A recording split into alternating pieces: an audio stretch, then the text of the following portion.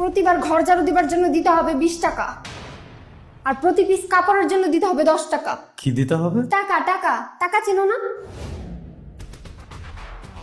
টাকার কথা জীবনে প্রথম শুনলে? না, প্রথম তো শুনলাম না, কিন্তু টাকা কাকে দেব? কাকে দিবে মানে? তোমার ঘরকে ঝাড়ু দেয় কেন তুমি? তো টাকাটা কাকে দিবে? তোমার নানুকে? খবরদার, সব কথায় নানুকে টেনে আনবে না। কেন টেনে আনবো না? 100 বার টেনে আনবো। কি করবে তুমি? আমি তোমাকে কি করব? হ্যাঁ হ্যাঁ, কি করবে? আমি কি করব তোমাকে? কি করবে তুমি বলো? আমি তোমাকে কিচ্ছু করব না, কারণ নারীদের গায়ে হাত তোলা কাপুরুষের লক্ষণ। বেঁচে গেলে। এ, এসেছে আমার সুপুরুষ। আমার টাকা দাও। আর কি আশ্চর্য, কিসের টাকা দেবো? এক কথা আমি আর কতবার বলবো? তুমি কি কানে কম শোনো? আগে তো আমি কানে কম শুনতাম না, ইদানিং তোমার চিৎকার চেঁচামেচি শুনে সম্ভবত কানে একটু কমই শুনছি। আমার সাথে একদমই ফালতু কথা বলবে না। আমার টাকা দাও, তা না হলে তোমার বাসার সমস্ত কাজ ফেলে আমি চলে যাব। তুমি কোথায় যাবে? আমি কোথায় যাব সেটা কি তোমাকে বলে যেতে হবে? একদম কাজের লোক পেয়ে বসেছে আমাকে, তাই না? সব কাজ ফ্রি ফ্রি করে দেই তো, এর জন্য আমার মাথায় উঠে বসেছো। নিজেকে দেখেছো? তোমার মাথায় আমি কখন উঠলাম? আমি তোমার মাথায় উঠলে তোমার ঘাড় ভেঙে যাবে। তুমি কিন্তু এখন ঝাড়ুর বাড়ি খাবে। আর না, ঠিক আছে, আমি যাচ্ছি। তাই যাচ্ছ কোথায়? আমার কথা শুনে যাও। ঠিক আছে, বলো, শুনছি। প্রতিবার রান্নার জন্য আমাকে দিতে হবে 100 টাকা। 100 টাকা? হ্যাঁ, শুধু রান্নার জন্য? 100 টাকা। খুবই ভালো একটা প্রস্তাব তুমি দিয়েছো।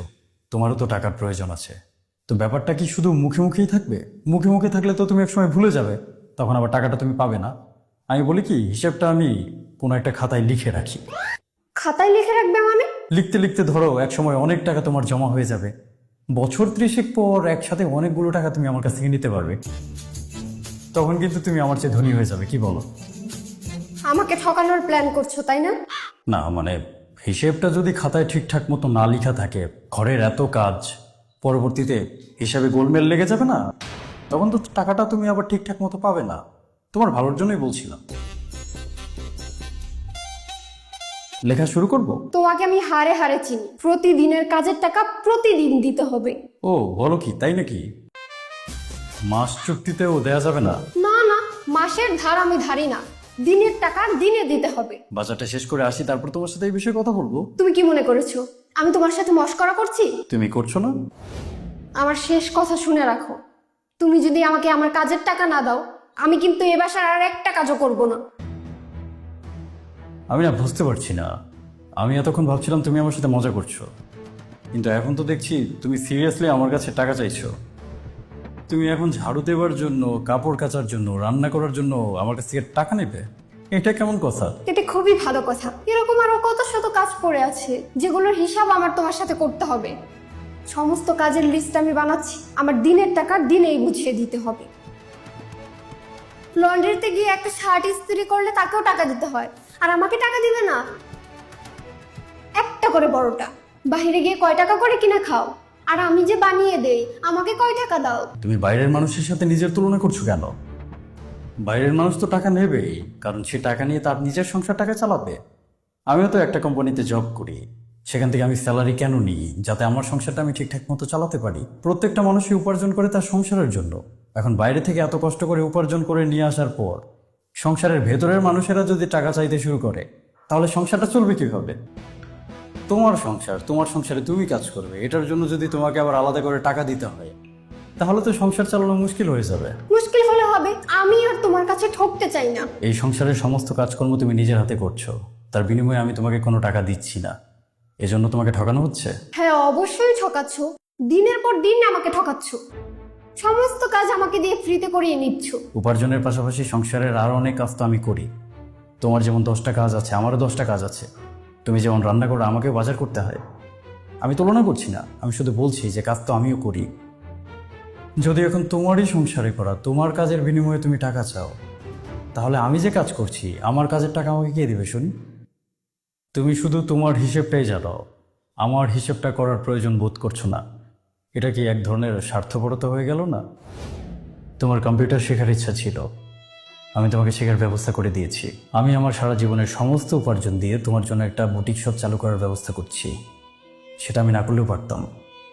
আমি জানি সংসারে তোমার অনেক কাজ, অনেক কষ্ট তোমাকে করতে হয়, কিন্তু কষ্ট তো তুমি একা করো না। সকালবেলা যখন আমাদের নাস্তা বানানোর জন্য তোমাকে ঘুম থেকে উঠতে হয়, তখন কিন্তু আমাকেও ঘুম থেকে উঠতে হয় অফিসে যাওয়ার জন্য। এমনটাও তো হচ্ছে না যে সব কাজ শুধু তুমি একাই করছো, আমি কিচ্ছু করছি না। আমরা দুজনেই দুজনের জায়গা থেকে কাজ করে যাচ্ছি। সেই হিসেবে দুজনের প্রতি দুজনের শ্রদ্ধাবোধটা তো থাকতে হবে, তাই না? আমি যেমন তোমার কাছে হুট করে আমার করা কাজের বিনিময়ে টাকা চেয়ে বসতে পারি না, তুমিও তো পারো না। টাকা দিলেই কি সব কাজ হয়ে যায়? আমি আর একসাথে এতগুলো কাজ করতে পারবো না।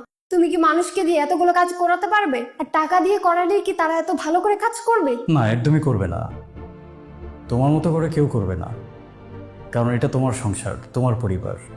তোমার মতো করে অন্য কেউ কেনই বা করতে যাবে? কিন্তু সবকিছুর পরও তুমি যদি তোমার দায়িত্ব পালনের জন্য টাকা চেয়ে বসো, এটা হবে তোমার অন্যায় আবদার। তুমি কি বলতে চাইছো বলো তো? আমাকে টাকা দেবে না তুমি?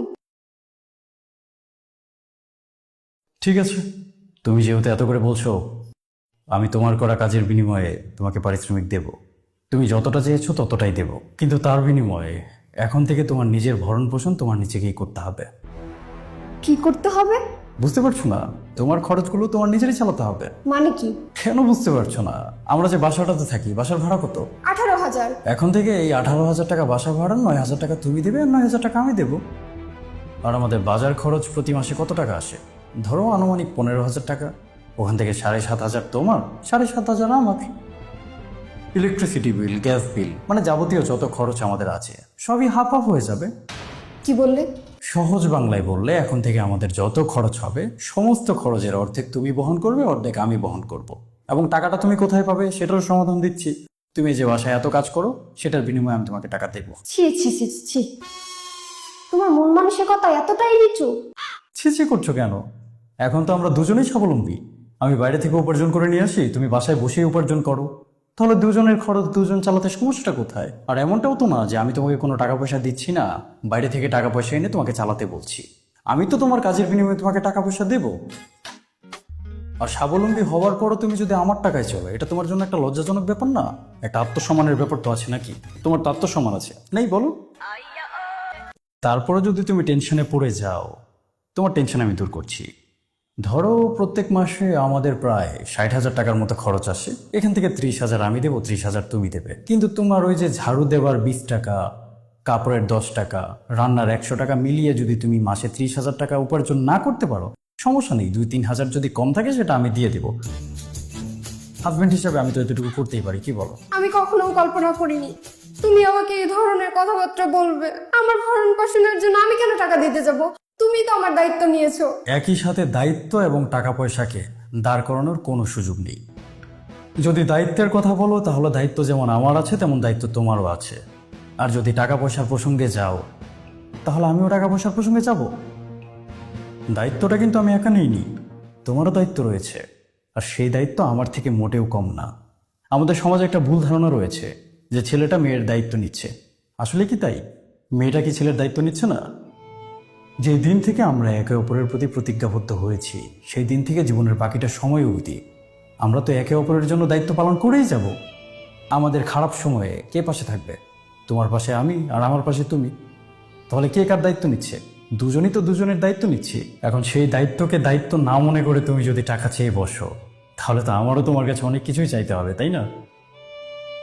আর সবার উপরে যদি টাকা পয়সার হিসেবটাই থাকে, তাহলে আমার জীবনের সমস্ত উপার্জন দিয়ে তোমার জন্য বুটিক শপটা কেন করছি? আমি আমার নিজের জন্য কিছু করতে পারতাম। ঠিক আছে, তোমার আমাকে টাকা দিতে হবে না। না না, এখন এটা বলে তো তুমি পার পাবে না। হয় তোমাকে তোমার নিজের ভুল স্বীকার করতে হবে, আর তা না হলে তোমার ভরণ পোষণ এখন থেকে তোমাকেই চালাতে হবে। কি ভুল স্বীকার করবো আমি? ক্ষমা চাইতে বলছো? আমি তোমাকে ক্ষমা চাইতে বলছি না, আমি চাচ্ছি তুমি শুধু এতটুকু রিয়েলাইজ করো যে আমি যদি তোমার কাজের বিনিময়ে তোমাকে টাকা দিই, তাহলে তুমি আর এই বাড়ির বউ হয়ে থাকবে না, তুমি হয়ে যাবে এই বাড়ির কাজের লোক। তুমি সারাদিন এতগুলো কাজ করো, সেটার হিসেব রাখো। বিনিময়ে আমাকে কতগুলো বকাঝকা করো, সেটার হিসেব কি রাখো? কাজের লোক তো আর আমার সাথে এভাবে কথা বলবে না। আর টাকা দিয়ে যদি কাজ করাতে হতো, তাহলে কোনো পুরুষই তার স্ত্রীকে দিয়ে কাজ করাতো না। বাসার 10 ধরনের কাজের জন্য 10 ধরনের লোককে ভাড়া করে নিয়ে আসতো, টাকা দিয়ে তাদেরকে দিয়ে কাজ করিয়ে দিন শেষে বিদায় করে দিত। বিনিময়ে অন্তত বউয়ের এত বকাঝকা তো তাদের আর শুনতে হতো না।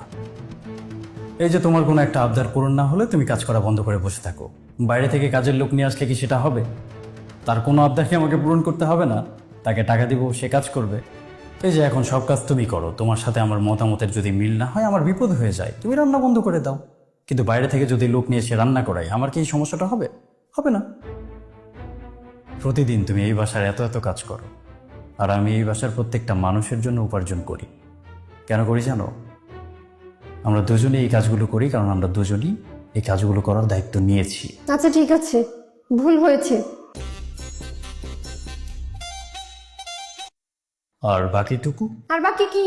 বাকি ছোট্ট আরেকটা কথা আছে যেটা তুমি এখনো বলনি। ঠিক আছে, ক্ষমা করে দাও। আর এসব বলবো না। আর না না ঠিক আছে, ক্ষমা চাইতে হবে না। নিজেই চাইতে বললা, আবার বলছে চাইতে হবে না।